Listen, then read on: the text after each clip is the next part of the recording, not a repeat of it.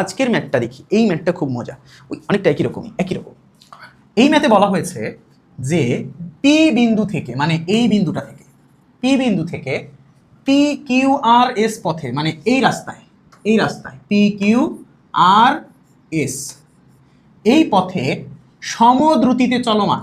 খুব ভালো কথা বলছে, এখানে যদি বলতো সমবেগে চলমান তাহলে কিন্তু ঝামেলা হইতো। হ্যাঁ, সমবেগে আসলে বৃত্তাকার পথে চলা সম্ভব না। ওকে, সমদ্রুতিতে চলমান বস্তুটি পুনরায় পি বিন্দুতে ফিরে আসছে, পৌঁছাইছে বলছে, তাহলে মানে পুরো রাস্তা ঘুরে আবার পিতে আসছে। প্রশ্নে বলা হয়েছে যে তাহলে কোন বিন্দুতে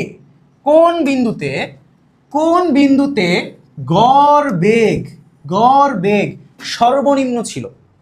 আমি তোমার একটা সহজ কথা বলি, আমার একটা কথা বলো তো এইখানে পুরো রাস্তা যখন সে ঘুরে এই বিন্দুতে পৌঁছাইতেছে, মানে একটু মনোযোগ দাও, পুরো রাস্তা ঘুরে যদি এই বিন্দুতে পৌঁছায় তখন তার সরণ কত হয়? তখন তার সরণ কি 0 হয় না?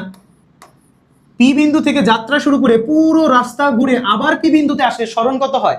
0 হয় না? এখন আমাকে বলেন তাহলে বলছে কোন বিন্দুতে বেগ সর্বনিম্ন হবে? ভাইয়া পি বিন্দুতে সরণ তো 0। এর মানে আমরা জানি যে ভাইয়া বেগ ইজ ইকুয়াল টু সরণ ডিভাইডেড বাই সময়। যদি সরণই 0 হয়ে যায় তাহলে ভাইয়া পুরো অ্যান্সার, সময় যাই দাও না কেন, অ্যান্সার কি 0 মিটার পার সেকেন্ড, অর্থাৎ সর্বনিম্ন ভ্যালু আসে না। 0 থেকে বেগ কম হওয়া সম্ভব? আপাতত চিন্তা করো তো, সম্ভব তো না। তো এর মানে হইতেছে পি বিন্দুতে আমাদের বেগ সর্বনিম্ন। এই অঙ্কটা একটা মজার অঙ্ক ছিল, এটা একটু চিন্তা করতে হবে, এই হচ্ছে কথা। চলো।